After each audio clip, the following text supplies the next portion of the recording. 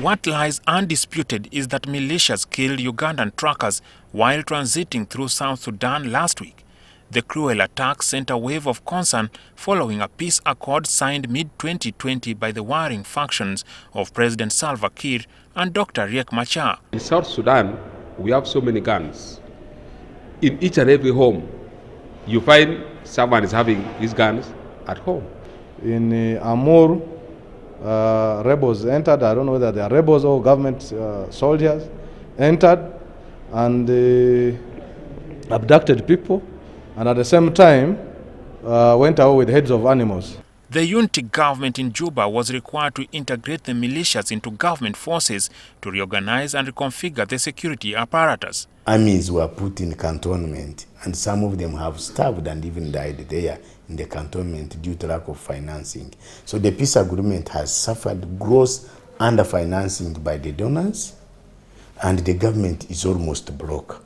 The desperate effect of the situation there is manifested in the recent brutal killings in southern Sudan. There are so many fighting groups, and of course a war economy developed.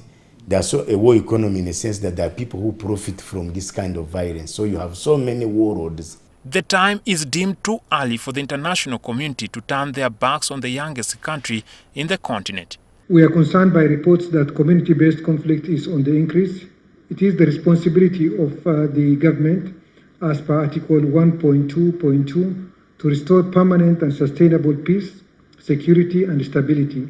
We therefore call upon the central and state governments to work jointly. Dr. Bainomujisha says the main actors in South Sudan need to be pressured to implement the peace deal to avoid the effect from spilling to neighboring states. The peace agreement could collapse again because of frustration of the delayed full implementation of the peace agreement.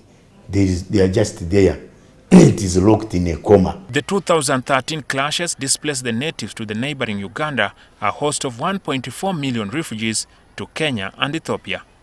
There must be enough sensitization and mobilizations of especially the gunmen and gunwomen, because in South Sudan, much as they had been signing peace deals every now and again, you get that they have not come to embrace the peace that the world wants to see. A window of opportunity is said to exist for guns to go silent in South Sudan, most of the population exhausted by the constant running and the bloodshed.